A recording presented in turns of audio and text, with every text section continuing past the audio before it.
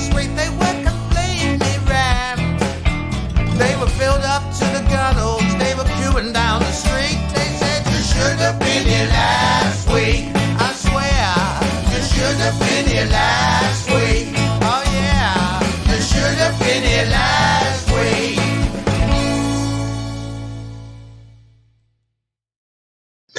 Welcome to this episode of You Should Have Been Here Last Week, the podcast that takes a peek behind the comedy curtain at the comedy business and tells you what's going on behind it.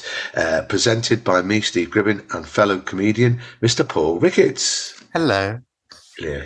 And we talk to lots of different people on every episode, but today's episode is very special because today's special guest is me. Yes, it is. It's Steve Gribbin.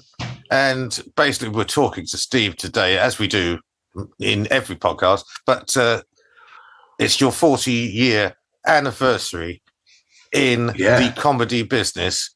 Yeah, the place that we call show. The defakers, the takers, the godforsakers, the 12 dozen bakers. Who knows? All the great panoply, which you represented one person. Yeah, I did. Well, you know what? I've slightly cheated it because it should be 42, but I have actually knocked off 2 years because of the pandemic. Because as you know, many of us, I would have said about 90% of comics didn't work at all, did they, during that period? So, so you're saying, so if it's 42 years, it's 1982? Yeah. It was the day after my 22nd birthday. It was Thursday, the 27th of May, 1982, and it was at the Woolwich Tramshed.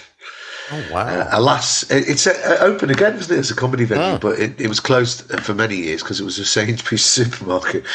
And I was on with Vivian Sohn, who was a performance artist who's now married to Martin Sohn, who's in The Greatest Show on Legs.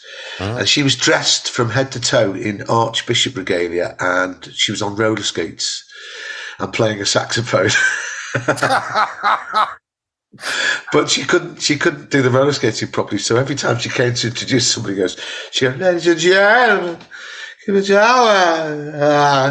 and so she had to be, some people had to come on and sort of like steady her. She came on to think, and there was a guy on there called Oscar McLennan, who was a Scottish comedian who was very, very intense like that, and they spent the last 20 minutes of his act completely naked, but never mentioned it. Well, he must have. Didn't he take his clothes off, and people might have noticed that the clothes were being removed? Never once said, "I'm taking my clothes off." He just took his clothes off. That was the wild and wacky world of the early alternative comedy circuit. Really, there were some strange people on that. There was a performance poet on that night called Bet Lynch. That wasn't his real name. I remember one of the lines from his poem says it was about the Falklands War, was in the middle of the Falklands War, and he's going, don't you call me a fucking moron, don't you realise there's a war on? What were you doing then before you started doing stand-up at the very young age of 22? Well, I'd come to London to go to Goldsmiths College, so I was doing English literature and a drama subsidiary. So I got my degree, and then I went back to Liverpool, was unemployed, along with about 3 million other people. Came back to London. I was doing I applied to go to Queen Mary College to do 20th century European literature, and while I was doing that, I was working in I worked in Peak Freen's biscuit factory on the Christmas pudding department. And if I could just say, please, people, never eat Christmas pudding. Don't eat it. I can't tell you. I'll tell you some of the things that go into it. Anyway, people used to, didn't they? Why? Chewing gum. If it dropped on the floor, they'd just go, fuck it. And just put it back on the thing. And then we had to walk through the bit where they have the twiglets. That was the vilest thing I've ever smelt in my life. I've never eaten Twiddlerson. Anyway, I was doing that. Then I worked in a sort of hardware shop. So I was doing just odd jobs, really. And then a friend of mine called John Ivans, who was in the original version of Skint Video, used to go to the Albany Empire in Deptford. And he'd come back and tell me about all these people like the Oblivion Boys, Pauline Melville, French and Saunders. You go every week and you say, look, there's something going on here, like Alexei Sale. And he was saying, no, it's brilliant, you should come. And I was going, no, I never bothered. And then, I don't know how it happened, but he said, look, let's do some comedy together. So our first incarnation was mainly sketches. Uh-huh. And we were way ahead of our time because most of the audience used to sit there like that. Because it was completely unheard of, people doing sketches. We were called Skint Video, and the idea behind it was that we would do live versions of a video. So one of our sketches was about a British soldier in the Falklands who fell in love with a penguin. It was terrible. And the only reason we got that was because we got hold of we used to go to a joke shop that was near Euston, which isn't there anymore, but you could buy everything there. And we got a penguin that you could push along the floor, and its feet went like that. Oh, so we thought, what should we do with this? Yeah, it was great. It was good for portraying a penguin in love. So that's basically, we started off doing sketches. The songs came in to sort of break up the sketches. And the real reason I did it initially was to get an equity card, because I wanted to be an actor more than anything else. And in them days, as you probably remember, you couldn't get an equity card unless you could prove that you had performed in front of a live audience 10 times with verified contracts, signed and witnessed by 2 people. I mean, it was a hell of a rigmarole. And I did that, and I got my equity card. But by which time, it was like that thing of, I'd done it, and I'd loved it so much, it burrowed underneath the skin, and I thought, nah, I don't want to be an actor anymore. It's bollocks. Basically, that's what happened. I was an actor as well. I was in a theatre company based in Blackheath, and we used to do, I sound like I'm in confession now. We used to do a thing called reminiscence theatre. We should go around old people's homes and interview the old people. We turned that into a play about their lives, whatever. And actually, the interview bit was really interesting, aside from the fact that I met a lot of racists. Well, I suppose, an hour play about a racist talking about what South East London used to be like. I suppose that would put you off. No, I mean, there were mainly things like, we did a show about Christmas once, which was, I do remember that we did the Labour Party conference in 1983, I think, and it was terrible. And we were all dressed up in costume. I think we've got a photograph of it. I might put that up on Facebook later. And Colin Welland, the famous playwright, and author of, didn't he write Chariots of Fire? Yes, he did. Yeah, he sat in the front row. And one bit we did, which was meant to be funny, he just sat in the front, he just went...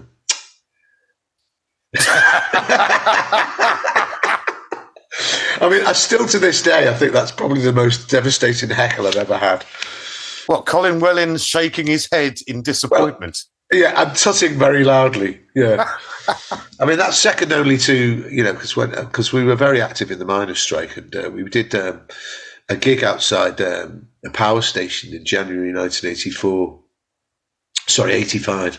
And that's the worst heckle I've ever had, which is like 1,000 police with riot shields just going... I thought, that was so cold that my actual fingers froze to the fretboard to the guitar. I couldn't. Wow. Yeah, it was horrible. Yeah, I mean, by that time I should have hastened to add, I wasn't in the theatre company. I was actually in the double act, the comedy double act, and it was us and people like Jeremy Hardy and Mark Steele and Dave Cohen and Linda Smith and people like that. We all did the gig at 6 o'clock in the morning on the picket line. Wow. Yeah, I know. Jeremy was very, very funny. He said, "I bring greetings from Equity," and he said, "But can I also this contravenes Equity's, guidelines as to performance, temperature-wise." to which the police just went. I mean, I'm surprised we weren't all arrested, you know, but there you go. Who was the original member of Skint Video? What happened to him?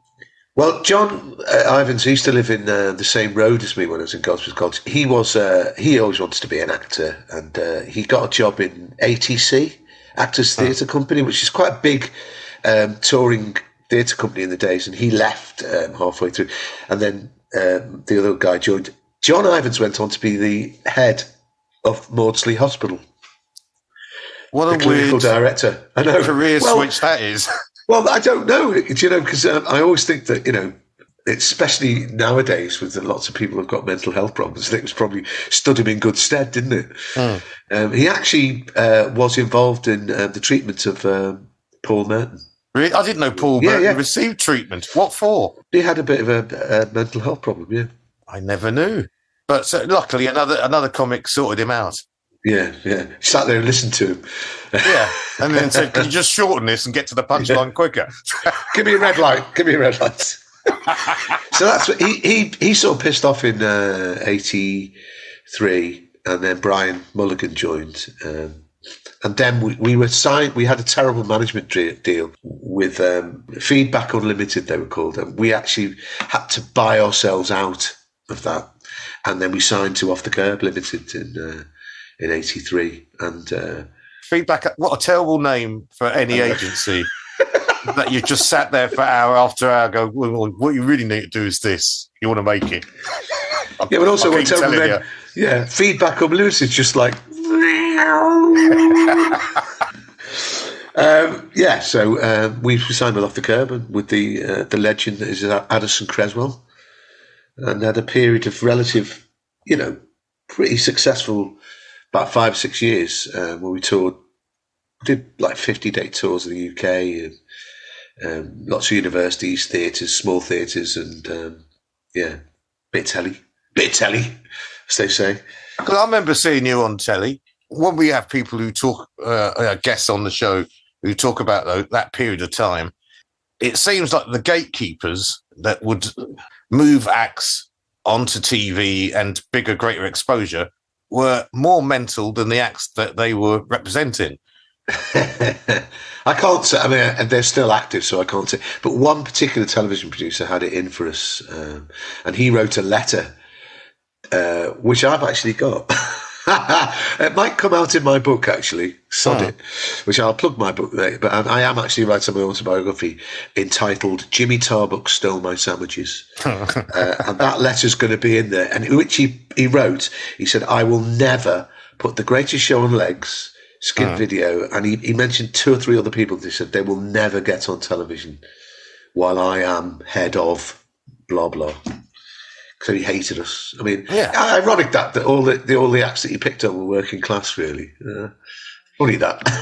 Sounds like he failed in many instances, because they all did eventually get on television. Yeah, I mean, we did about 7 or 8 telly programs. You know, we did Cabaret Jongleurs, which the one and only time. That's the time that we were doing a warm up for that with Malcolm Hardy, and we were banned from Jongleurs for over 10 years. Because Malcolm Hardy pissed on the stage. Oh my God. And afterwards, we came off, and the landlord of the pub went, "You fucking bastard! You pissed on stage, you fucking animal! You dirty animal!" And we were all squashed in the... I don't know if you went to the old Jongleurs at Battersea. There was a little tiny passageway as you went to go down the stairs. It was a massive melee of people punching each other and shoving. And I was banned from Jongleurs then, all the way through Skint Video. We never played there except for the telly programme. And then I came back, late 90s, and did an audition, did a 10-minute spot and got back in again. But that was a long time. So that was 1988, that was. Wow. Yeah. So then what happened to Brian then? I mean, things were going along nicely, telly exposure, obviously the odd little bit of Radio 4, I'm guessing. Things were pretty good. I mean, I suppose that there was a sea change in comedy about 1990, 91 with Vic Reeves and Bob, who I do like, you know, but political comedy sort of went out of fashion, as it were. And we, you know, there was a recession on in the early 90s. We're both struggling financially because I just bought a house, etc. And then Brian just one day said, "Oh, I'm going to go to be teacher training college." So he did, and that's when we sort of we carried on through the early 90s because we had actually quite a successful radio show on Radio 1 called Songlines with Mark Hurst and Dave Cohen, which ran for 2 series. And we had loads of really good guests on, like Tom Robinson and Phil Jupitus was on it, and Corky and the Juice Pigs were on it as well. Yeah, it was good. But all the while that was going on, we were sort of breaking up. It was quite very bittersweet. So I sort of did that thing that I was doing solo gigs alongside doing, which was really messing with my head. And then I went fully solo in 94. So it's actually 30 years as a solo act. And that was just quite a shock to the system starting again. Yeah, it must be. Yeah, I didn't have to start at the bottom because people knew who I was, but I still had to, do a lot of 10-minute spots, just like, "Hello, it's me." Kevin Day did say to me, he was watching me once when I did Portsmouth, he said, "Listen, just a note for you. You should face that way." I was always on the left, and so I was doing this. So I was doing that, and I'm thinking, this is, and then he said, no, face out front. Yes, you did always stand on, audience right from their point of view, and you always slightly turned in. Yeah, because I was waiting for, and the other thing was, that was really hard at first, because if you're in a double act, I was in there for 12 years, you suddenly realise, I've got to keep speaking.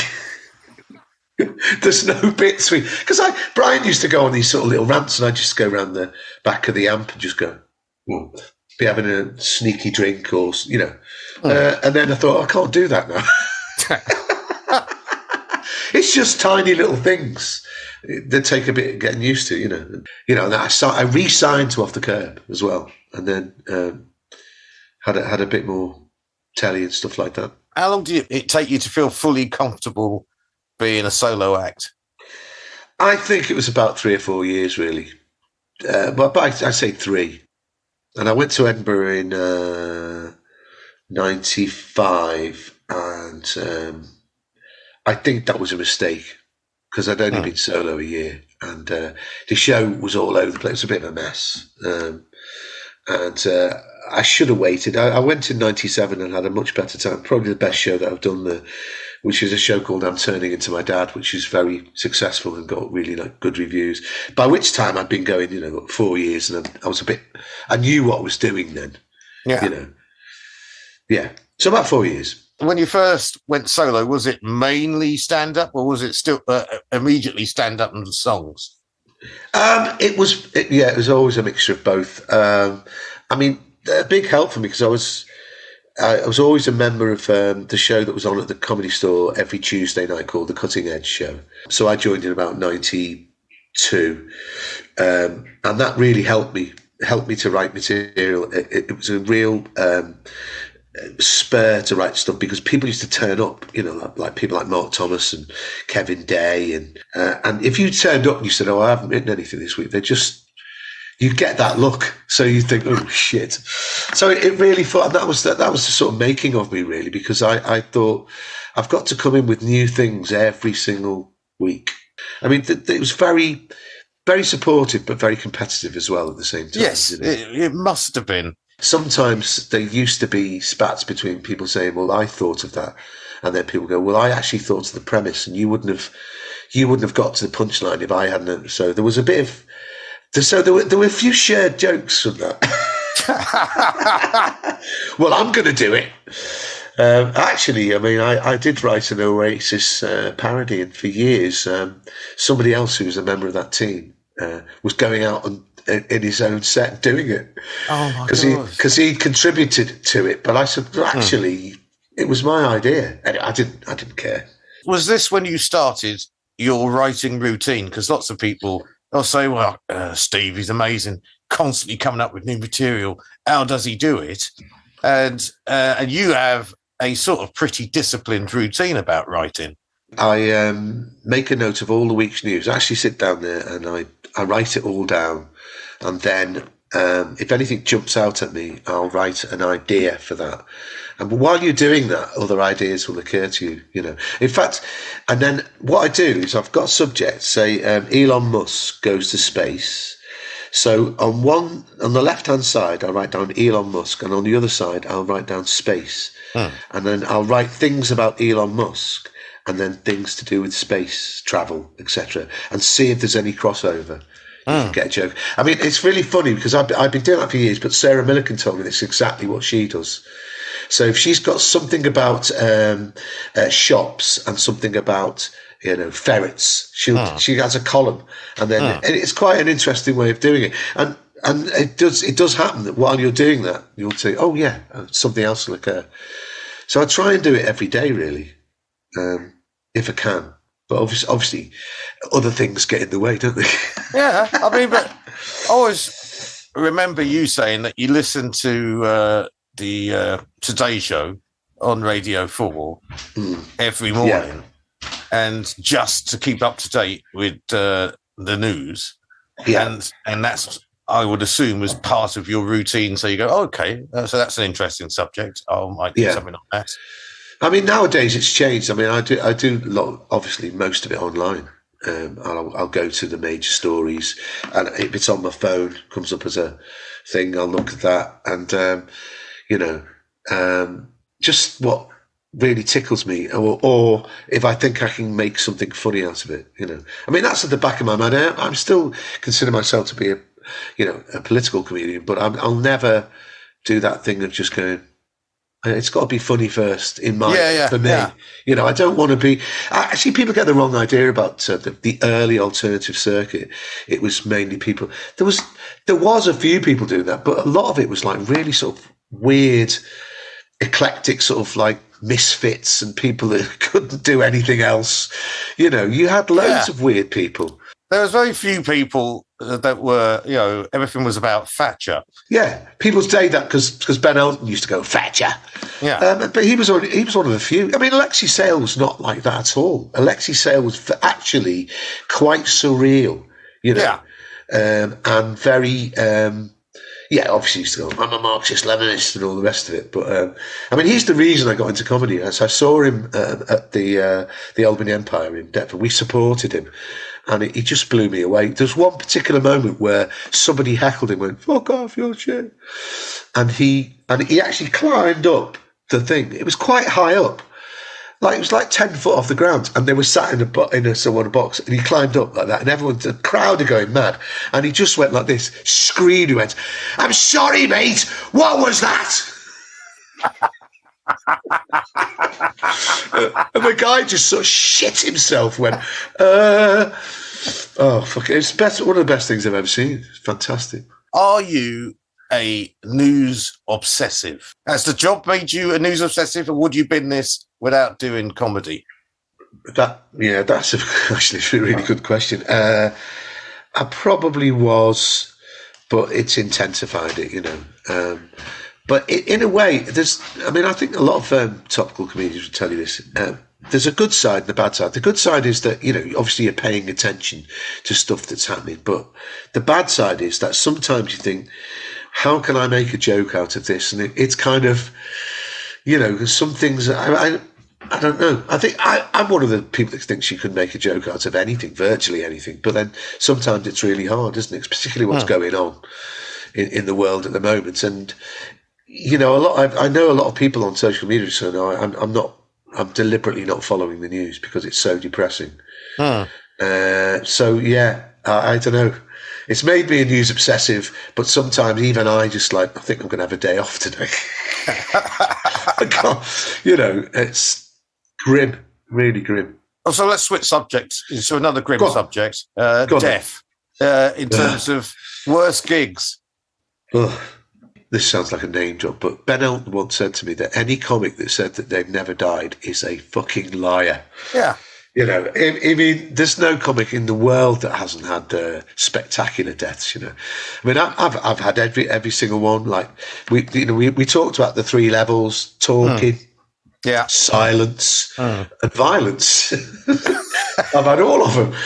Once at Glastonbury Festival, a guy that was dressed head to toe as Jesus Christ walked in, and he did look like him. He had the long hair, and Brian said, it's been 2,000 years. Where have you been? and the guy, he just sort of like everyone was laughing, but he just walked slowly towards the stage, climbed onto the stage, punched Brian in the face, knocked him to the floor, and then got a hold of me and started slowly strangling me. I actually started to black out, and there was a sound guy at the edge of the stage. He actually was a really nice guy, a fellow Scouser, and he just leapt on him. And this is funny because it's a great visual image. He started punching the shit out of Jesus. But Jesus wouldn't let, and then eventually got him off stage, and then they threw him out, and then the whole crowd were going mad, going boo, and then he just got up, dusted himself up, and then just walked out again like that. Oh yeah, and then there was an announcement, ladies and gentlemen, Jesus has left the building. Just left the building. I mean, I've had coins thrown at me. I mean, one of the worst ones I ever had was I think I've told you this one before, but it was in a gig in. The same street that the Philharmonic is in, Hope Street. Not Hope Street, is it? No, where the Phil is. And they were building, it was for the architects who built Liverpool 1, and it was dead. They were all posh. But I was underneath the spiral staircase where the waiters had to go and get the orders. Right? It was one of the grimmest gigs. And then I had that terrible thing where it's a corporate gig and I was getting quite a lot of money, but the woman who was organising it was at the back, and after about 22 minutes she just went, well, put your hands across the front and get off. Yeah, the mafia thing. And I was just like, yes, I will. But then, of course, you got the struggle. It's a corporate to try and actually get the fucking money out of them, haven't you? Because then they refused to pay because they didn't do the half an hour. Yes, but if they tell you to stop, you have to stop. They haven't got that fallback then. That's why the whole thing is you do your time, no matter how bad it is, until they tell you to stop. And then that means you get the money. I did actually get the money out in the end because I was with Off the Curb and they just, they lent on them, etc. But it took about 4 months to get the money. So, yeah, I've had gigs where it's just been, absolute silence. You walk off to your own footsteps. That's a tough one to take. Yeah. But I always was told by Jeff Boyd told me a good one that because when he used to do a lot of work for Jongleurs, they used to watch the videos back in Jongleurs HQ on a Monday morning. And he said, no matter what you're doing, he said, you might be dying the biggest death that anyone's ever died. Smile and look like you're having a brilliant time. Because they watch it with the sound down. Yeah. Yeah. I was going to say, what an awful job that must be if you're working at Jongleurs. You got to watch all the footage from every single gig. Yeah. Oh. No, they just fast forward it. They'd only stop it if there was like a terrible incident, I mean, one of the best deaths I ever saw, I think I've told you this story before, but I don't think he'd mind me telling this story, but Dave Fulton at Christmas at Nottingham Jongleurs about, 2007. And he sat there and they were just like, blah, blah, blah, blah, blah, blah, blah. And no one was paying any attention. So he took the microphone out of the stand and he went and sat on the steps at the side of the stage and just started going, Silent Night. He sang it the whole way through. No one listened, and he put the mic on the floor, and he just walked off. And they still carried blah blah blah blah. Me and the other comedians were in the booth, just absolutely fucking pissing ourselves. And he just walked off, and they didn't even know he'd been on. So yeah, there's been many and manifold. But it's like that thing of Mark Hurst used to say that they said it was character building. So yeah, but what character are you trying to build? Yeah. A bitter and twisted monster. I mean, everybody goes through it. It's one of those things. It's just around the corner as well. You never know, do you? Always just waiting for you. 40 years in the business. I mean, that's a long time.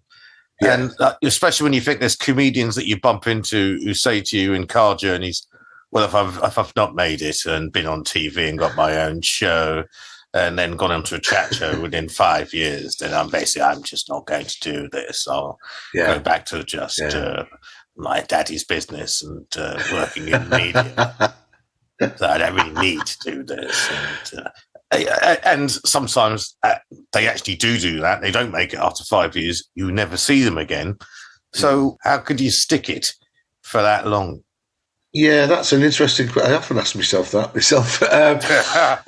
because I still love doing it. You know, I still really, really enjoy it. It's everything else surrounding it that gets harder the older you get, like the travel, the admin. The admin seems to be never ending, doesn't it? You know, 1, chasing gigs, 2, invoicing, 3, chasing the invoices. Yeah. Chasing payments, that's a large part of it. But then that's all, you know, it's all part and parcel of it. You have to accept the whole thing. And the actual being on stage and performing the gigs, I still love. I mean, I still get a kick out of watching other acts as well. I mean, last Saturday I did Oxford, I did the Glee, and Fumbia Amateo was on, and to St Douglas, and they were both really, really good. And Bethany Black was comparing; she was really good. I mean, sometimes it's, you know, you almost forget that you're an actress. I've still got that element of it. If I enjoy something, I forget that.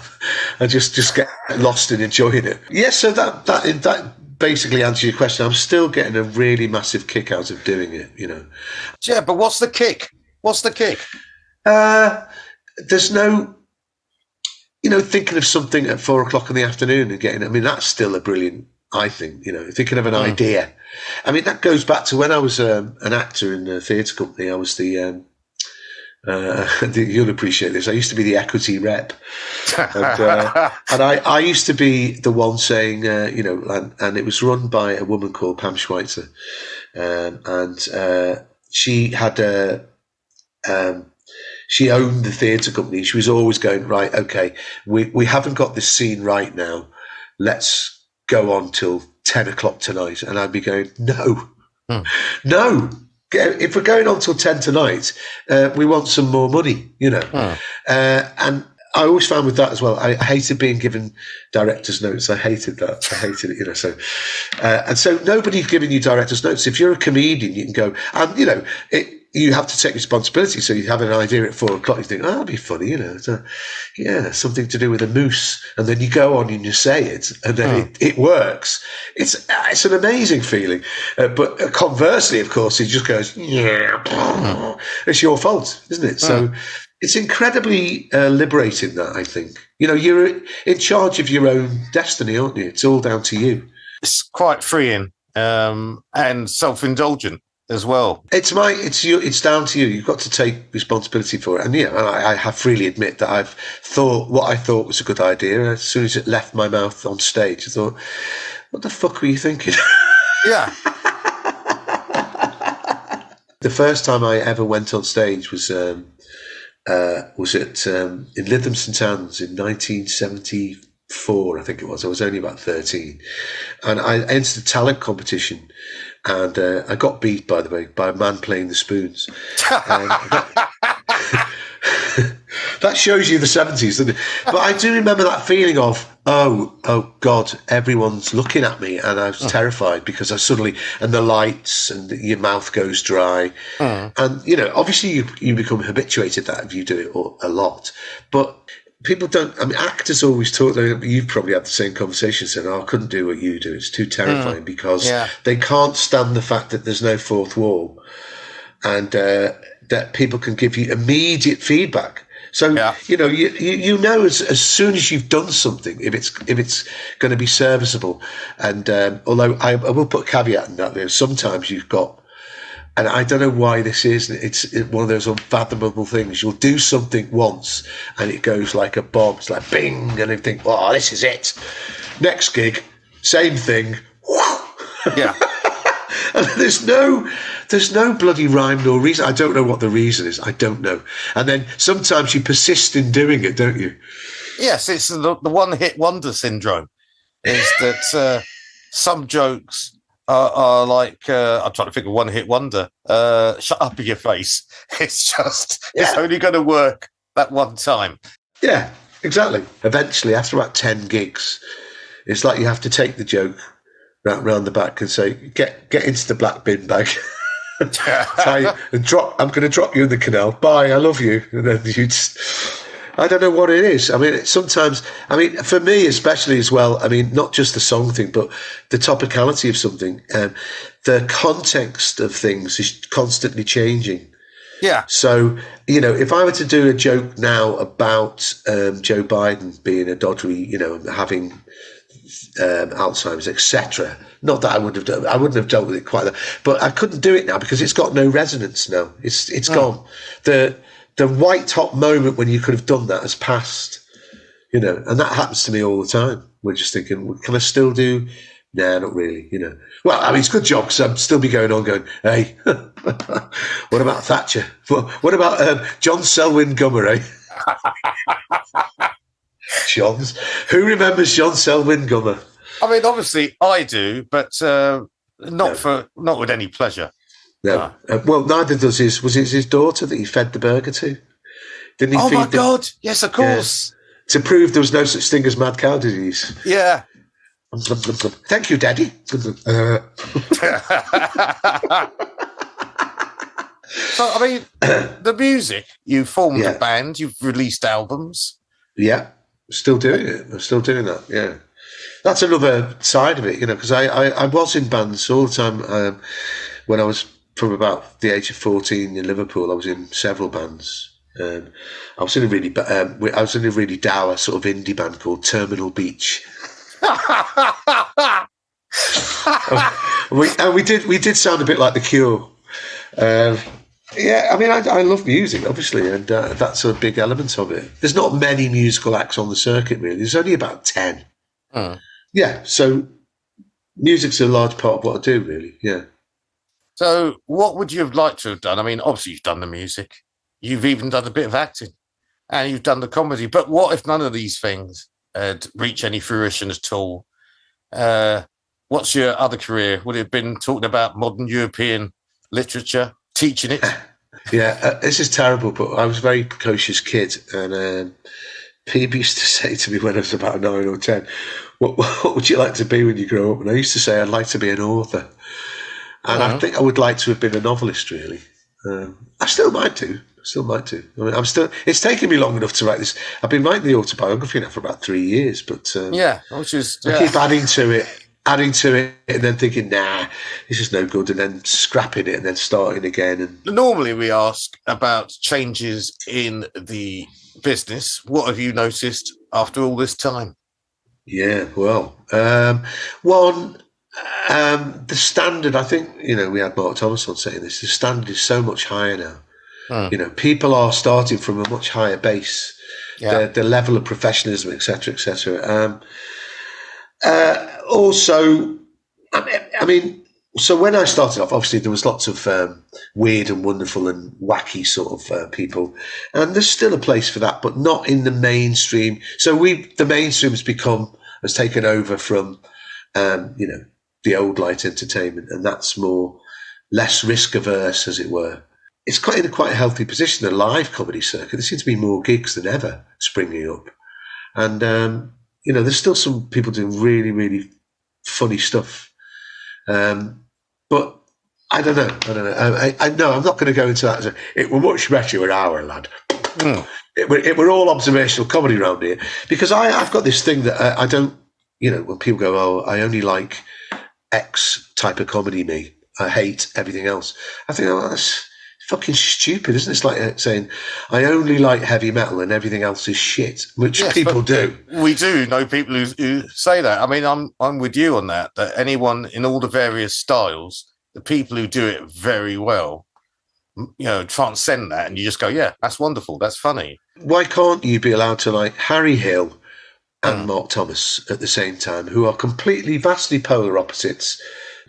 So yes, there's that has changed. I mean, there's a little bit of me sometimes thinking that a little bit of homophobia and sexism has crept back onto the circuit, you know, by other means, which is a shame. But by comics suddenly finding that an excuse for it is being unleashed. Yes. Oh, well, I can't say that. You could say that. I couldn't possibly. I could say that, especially when they start talking about Bernard Manning as if he's the god of the Unleashed comic. Yeah. I mean, I met him once, and unsurprisingly, he was a complete and utter twat. But the timing of that twat, what twatty timing? You can't beat that twat's timing. He could insult you, but you go, yeah, the timing was good though, wasn't it? He went, "You bastard." The pause between you and the battle was fantastic. And the thing is, the black people in the audience, they'd be getting insulted, but they were going, the timing. The timing, oh. You know, I've never been so insulted in my life, so beautifully.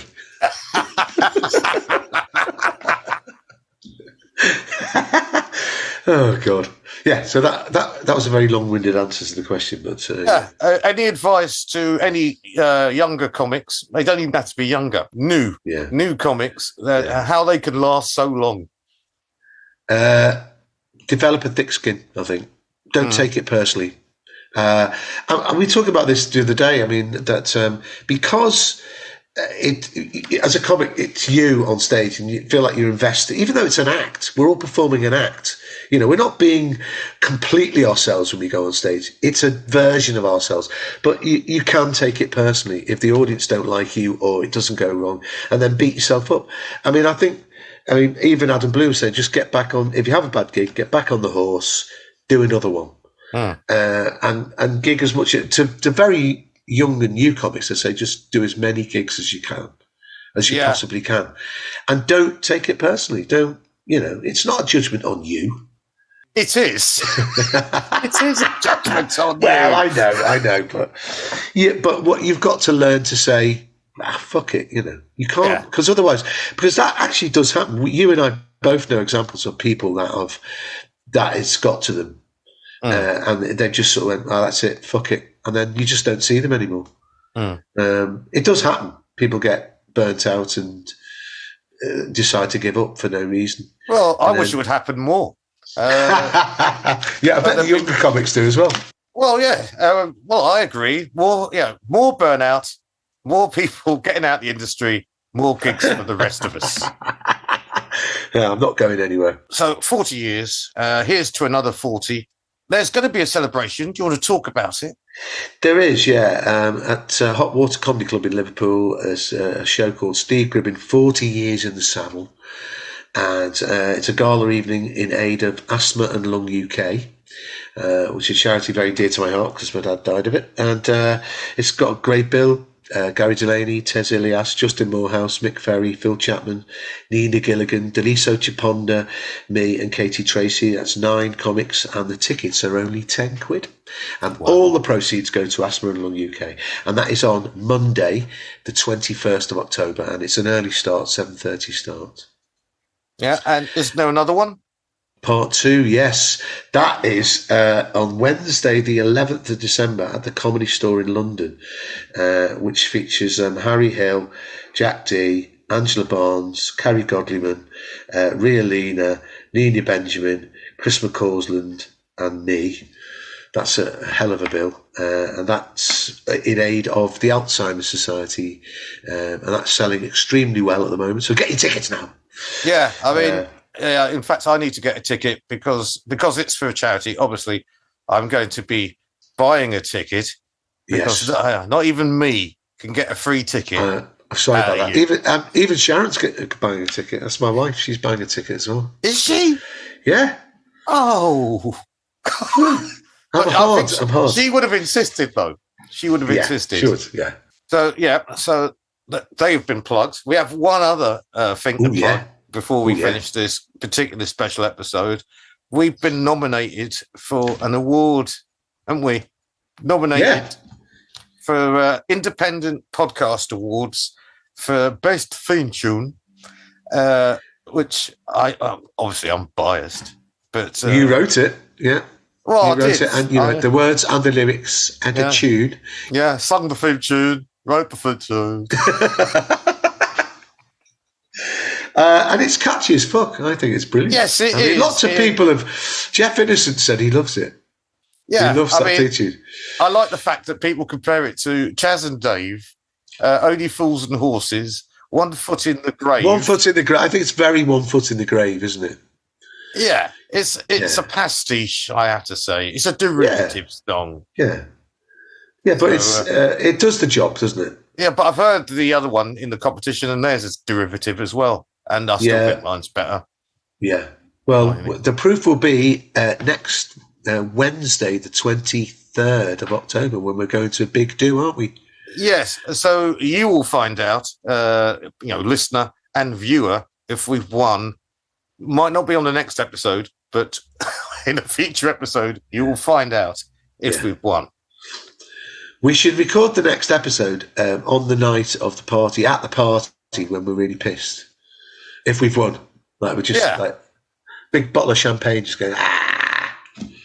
No, I mean, it's full of podcasters. I mean, there's no comedians. There's a few there, but it's going to be mainly podcasters. And the name of this podcast isn't, you should have downloaded this last week. It's, I don't particularly care about other podcasters. I should be. Anyway, we'll go there and we'll do our sorts of connecting, sort of what they call it when you're supposed to go there and schmooze and say hi. What's your thing about? Networking. Yeah. We'll do that. And will we have a little name badge on as well? We should print up our own T-shirts and wear them. So it's God. No. See you next week. Oh God. I mean, some people might do. You never know. Yeah. I'm sure someone's going to go up there and get an award and then sell merchandise as they're doing it. And if we do win, I'm going to say what I'm going to say now. If you like this podcast, please like and subscribe. Follow. You should do. Yes, I do all those things. If you want to send us money, there are links in the description on YouTube. I'm going to put them in the actual... in the podcast link or description as well. What else could we say? Congratulations for surviving 40 years. Yeah, I know. It's I've got PTSD. Yeah. Do you know what? I don't know whether this is going to be too iffy, but I did prepare a thing that I wanted to say at the end. No, but it's based on the speech of Rutger Hauer at the end of Blade Runner. Which I think is one of the best speeches in cinema history. It's fantastic. But I'm going to say this, right? I've seen things you punters wouldn't believe. Attacks by hecklers on fire in the arse end of Oldham. I watched curtains glitter near the barely attended fringe gig at Canongate. All those moments will be lost in time. But they won't be lost in time. They'll be screenshotted by other comedians and posted on Instagram like tears backstage. As many a comedian used to say as they're about to go on at Bojangles, time to die. On your anniversary special interview, thank you for being on the show. Oh, thank you for having me. That's okay. We must have you on again. Yeah, I hope so. Yeah. They said you should have been here last